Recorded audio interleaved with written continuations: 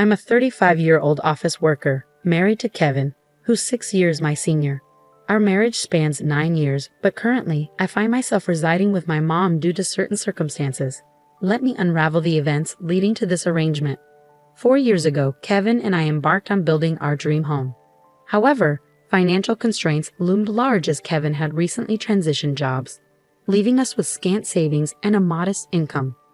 His previous workplace subjected him to incessant workplace toxicity, triggering sleep disturbances and rendering him unable to continue working. Seeking solace, he sought psychiatric help and took a hiatus of 3 months, yet his recovery proved elusive. Eventually, he made the difficult decision to resign. During this period, I became the sole breadwinner. With time, Kevin's condition improved. He regained his appetite, normalized his sleep patterns, and earned the approval of his psychiatrist for his remarkable progress. The vibrant, affectionate Kevin I knew returned. Eager to re-enter the workforce, he'd embarked on a job hunt. Despite encountering hurdles due to his past mental health struggles, his tenure at the large corporation proved advantageous in securing a position at a smaller firm. Though the paycheck paled in comparison to his previous earnings, the opportunity to work in his desired field brought him joy. Witnessing his renewed sense of purpose filled me with happiness, knowing that he found fulfillment in his professional endeavors once again. We harbored hopes of starting a family, but the practicalities of life loomed large. Knowing that our financial stability relied on my continued employment, I pressed on with my career. Besides, I found immense fulfillment in my work, and Kevin and I mutually agreed to postpone parenthood. With just the two of us, life unfolded peacefully until tragedy struck. My mother, Sarah, was involved in a car accident that left her paralyzed, reliant on a wheelchair for mobility. Having lost my father during my middle school years, Sarah had been living independently ever since. However, our family home, aged and laden with stairs, proved unsuitable for her new circumstances. It was then that Kevin proposed a solution. Let's live together. Sarah and I were taken aback by his unexpected generosity, yet deeply touched by his compassion. Given Kevin's recent job transition, uncertainties clouded our future, but we resolved to explore our options. Despite facing hurdles due to Kevin's short tenure at his current job, we remained steadfast in our pursuit. After navigating through numerous rejections, we finally secured a mortgage approval from a sympathetic lender. With unwavering determination, we purchased our envisioned haven, a home adorned with the fragrance of wood, boasting sturdy beams, custom storage solutions, a kitchen tailored to my needs, and spacious cypress flooring. Crucially, it was a single-story, wheelchair-accessible sanctuary, perfectly suited for comfortable living. The anticipation of our new home being constructed filled us with excitement, prompting us to visit the construction site daily. Upon its completion, our meticulously planned abode boasted a spacious yard, offering my mother, who now rarely ventured outdoors, a sunny spot for relaxation. However, there was a twist concerning the land it sat upon. Endowed to us by Kevin's revered grandfather, who held Kevin in high esteem, it held sentimental value beyond measure. Though Kevin's family wasn't affluent, his grandfather, upon learning of his cancer diagnosis, began dispersing his assets, bequeathing us the largest parcel of land. Receiving such a gift felt akin to winning the lottery, at the plot's proximity to Kevin's family home, merely a 10-minute stroll away, raised eyebrows. When we disclosed our plan for my mother to move in with us, Kevin's sister's reaction was one of derision. Her incredulous query, "Why is your mother moving in too? How shameless is your family?" stung deeply. Kevin's mother's disapproving remarks about my background and the burden she perceived my mother to be echoed this sentiment, branding me as a source of misfortune. Despite the hurtful remarks, Kevin staunchly defended us, asserting that the land was a gift from his grandfather, not subject to scrutiny or reproach. Kevin's family's demeanor, marked by cruelty and disdain, starkly contrasted his innate kindness. He often likened himself to a beautiful flower emerging from murky waters, learning from their negativity how not to be. Kevin believed his grandfather bestowed the land upon us with the expectation that we care for his mother in her twilight years, a duty he embraced wholeheartedly. Other beneficiaries received smaller parcels, such as Kevin's sister, who inherited a lucrative parking lot nearby. Though the prospect of a steady income was enticing, we remained grateful for the gift bestowed upon us, utilizing it to offset construction costs and facilitate our loan acquisition. When our home was finally completed, we extended an invitation to Kevin's mother and sister's family for a visit. However, Our excitement soon turned sour as their behavior left much to be desired. The builders informed us that they had made several unannounced visits to the house, arriving late without so much as an apology. Asserting a sense of entitlement, they proclaimed, "This is kind of like Grandpa's house, so it's like our house too." Kevin's sister's arrival, accompanied by muddy shoes, further soured the atmosphere. Disregarding our offered slippers, she cavalierly traipsed through the house, declaring it smelled nice and dismissing the need for air fresheners. When I gently suggested using slippers to preserve the cleanliness of the floors, her response was dismissive, scoffing at the notion as too much trouble. The discomfort only escalated when they expressed an interest in my mother's spacious and sunny room, with Kevin's mother audaciously declaring her desire to claim it as her own. In a shocking display of insensitivity, she remarked to my mother, "You were lucky to have that accident, weren't you? Thanks to being paralyzed, you moved from that old shack to this nice house. Isn't that a lucky turn of events?" Kevin, unable to tolerate their callous remarks, intervened with a stern demand for an apology. Despite their attempts to deflect and justify their behavior, Kevin remained steadfast, refusing to excuse their lack of decency. Witnessing the confrontation unfold, my mother expressed her gratitude for Kevin's kindness, diffusing the tension with her humility. As Kevin's mother and sister-in-law departed, leaving behind a lingering sense of resentment, my mother offered her apologies for any disruption caused. In a display of unwavering support, Kevin shouldered the blame, expressing his embarrassment over their behavior and reaffirming his gratitude for our shared living arrangement. Moved by Kevin's kindness, my mother was overcome with emotion, highlighting the strength of our bond amidst the trials posed by his family's demeanor. Living in close proximity to Kevin's parents meant that our neighbors had known us for years, their kindness a familiar comfort in our lives. As we settled into our new home over the course of 4 months, I noticed a glimmer of joy returning to my mother's eyes. However, the tranquility was shattered by an unexpected phone call I received at work one day. The news that my mother delivered left me reeling with disbelief. Kevin had collapsed at his workplace, sending shockwaves of fear coursing through me. Hastening to the hospital, I clung to the hope that it was merely a scare, reassuring myself with visions of Kevin's usual jovial self. Arriving at the hospital, my heart sank at the sight of Kevin tethered to a web of tubes, his usual playful banter silenced by the gravity of his condition. The doctor's grim prognosis shattered my fragile optimism, plunging me into a surreal nightmare. The weekend plans we had eagerly anticipated now felt like distant memories as the harsh reality of Kevin's critical state unfolded. Devastation struck with unimaginable force when Kevin passed away, leaving me numb with grief. Amidst my anguish, the arrival of Kevin's family only added to the turmoil. Their accusatory words pierced through my sorrow, casting blame upon me for his untimely demise. Bereft of the strength to defend myself, I crumbled under the weight of their accusations. It was my own mother's arrival, consumed by grief, that finally unleashed the floodgates of my tears. Together, we mourned the loss of Kevin, our shared sorrow a poignant reminder of the love we had lost. Yet, even in our darkest hour, Kevin's mother's callous remarks echoed with cruelty, severing whatever remnants of familial ties remained. With a final, disdainful parting, she left us to grapple with our grief alone.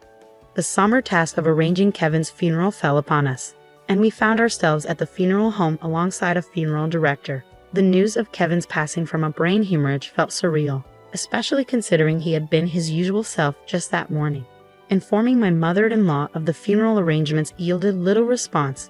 She tersely conveyed her intention not to attend, citing Kevin's perceived allegiance to my mother and me. Her daughter, my sister-in-law, echoed this sentiment, declining to participate as well. Despite their absence, the viewing drew a crowd comprising many of Kevin's co-workers and friends. Their presence was a testament to the profound impact Kevin had on those around him. Tears flowed freely as mourners bid farewell to a cherished friend.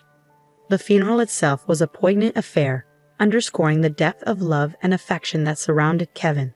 Amidst the grief, I found solace in the company of those who shared in my sorrow, grateful for the opportunity to spend the day honoring the memory of my beloved husband. As difficult as it was to reconcile with the absence of his family, I couldn't help but reflect on the inherent differences in our ways of grieving. I received an email from my mother-in-law, but its contents were inappropriate, leaving me hesitant to respond. Her persistent inquiries regarding the life insurance money only intensified, flooding my inbox with further demands. Feeling overwhelmed, I opted to ignore her messages, unwilling to engage with the topic at that moment. Upon returning home, a peculiar sight greeted us. A light illuminated from within, contrary to our usual practice of switching off all lights before leaving. My mother, Sarah, expressed confusion, assuming we had overlooked this detail in our haste. As I unlocked the door, the sound of the TV emanated from within, adding to our bewilderment. Entering cautiously, we were met with the unexpected sight of my sister-in-law and her husband seated in the living room amidst unfamiliar furnishings and boxes. Struck speechless by the intrusion, I struggled to comprehend the situation unfolding before us.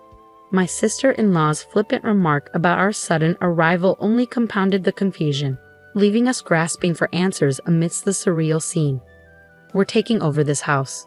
Pack your things and leave," declared my sister-in-law, her words landing like a blow to our senses. My mother and I stood frozen in disbelief, struggling to comprehend the audacity of her command. Demanding an explanation for the sudden disappearance of our furniture and belongings, she brushed off our concerns with callous indifference. According to her, a resale company had swooped in, deeming our possessions worthy of resale. Nonchalantly, she revealed that they had profited from our loss, using the proceeds to furnish the house anew. Dismissing our attachment to our belongings as trivial, she mocked our dismay, insinuating that our modest possessions reflected either a minimalist lifestyle or financial hardship. The furniture, meticulously chosen by my husband and me, held sentimental value beyond measure, making their callous disregard all the more unbearable. Fury ignited within me, mirrored by my mother's flushed complexion, though shock rendered her speechless. Refusing to succumb to their audacious act, I swiftly reached out to the resale company, determined to reclaim what was rightfully ours.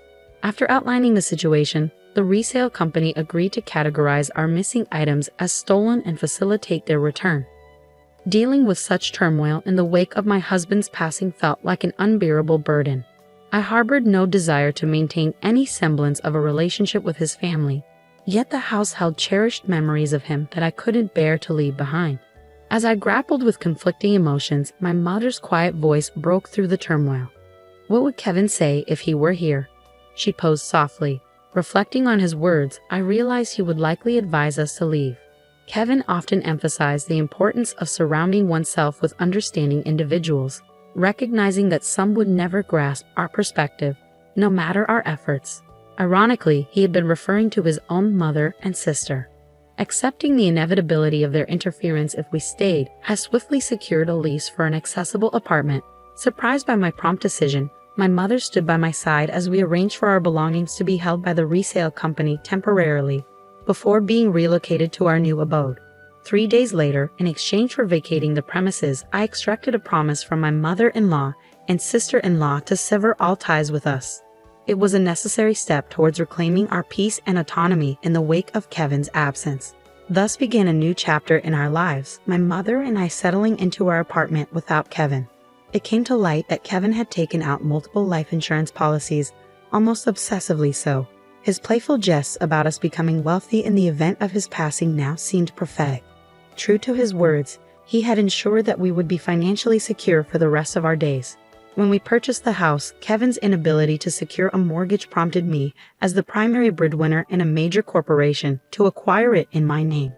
It was a precautionary measure to safeguard against the burden of shouldering a mortgage for a house I might not inhabit if tragedy struck first.